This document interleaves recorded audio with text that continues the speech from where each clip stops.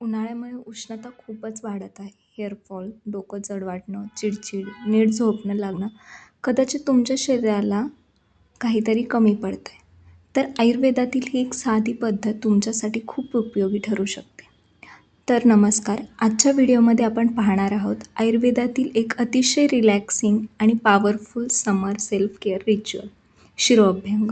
शिरोअभ्यंग म्हणजे डोक्याला तेल लावून हलक्या हाताने केलेला मसाज. हा फक्त केसांसाठी नाही तर मन शांत ठेवण्यासाठी, चांगली झोप येण्यासाठी आणि शरीरातील उष्णता कमी करण्यासाठीही खूप फायदेशीर मानला जातो. या व्हिडिओमध्ये आपण पाहणार आहोत शिरोअभ्यंग म्हणजे काय, उन्हाळ्यात ते का महत्त्वाचं आहे आणि कोणतं तेल वापरावं, योग्य पद्धत काय आणि काही कॉमन मिस्टेक्स. तर शिरोअभ्यंग म्हणजे आयुर्वेदानुसार डोकं हे शरीरातील सर्व इंद्रियांचं आणि नर्वस सिस्टीमचं मुख्य केंद्र मानलं जातं. डोक्यात तेल लावून मसाज केल्याने स्काल्प नरिश होतो, स्ट्रेस कमी होतो, स्लीप इम्प्रूव्ह होते आणि शरीर शांत होतं. उन्हाळ्यात शिरोअभ्यंग का करावं? उन्हाळ्यात शरीरात पित्तदोष वाढतो, त्यामुळे जास्त उष्णता, चिडचिड, hair fall, headache, scalp dryness, poor sleep अशा समस्या जाणवू लागतात. कूलिंग ऑइल मसाज शरीर आणि मन दोन्हीलाही शांत करण्यात मदत करतं. आता योग्य तेल कोणतं? तर कूलिंग ऑइल्समध्ये नारळ तेल, ब्राह्मी तेल, आवळा तेल किंवा भृंगराज तेल. तर स्ट्रेस आणि स्लीपसाठी ब्राह्मी तेल आणि जटामांसी तेल हे बेस्ट राहतं.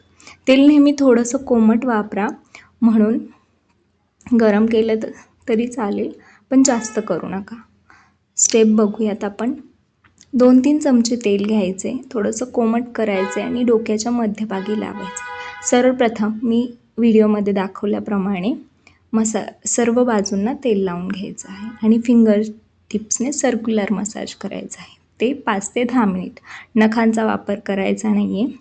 त्यानंतर कानामागे, मानेजवळ जेंटल प्रेशर देऊन मसाज करायचा आहे. 20 ते 30 मिनिट रिलॅक्स थांबायचं आहे तेल लावून. त्याच्यानंतर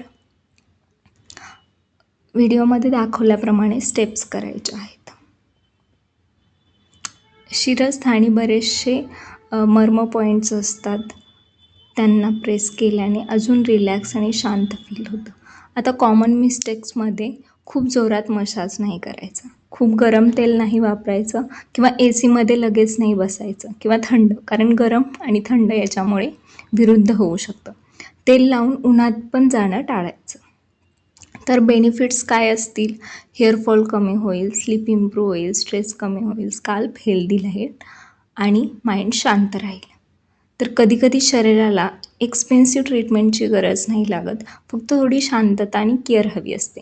जर ह्या व्हिडिओ आवडला असेल तर लाईक करा, शेअर करा आणि आयुर्वेद आणि सेल्फ केअर संबंधित अशाच व्हिडिओंसाठी सबस्क्राईब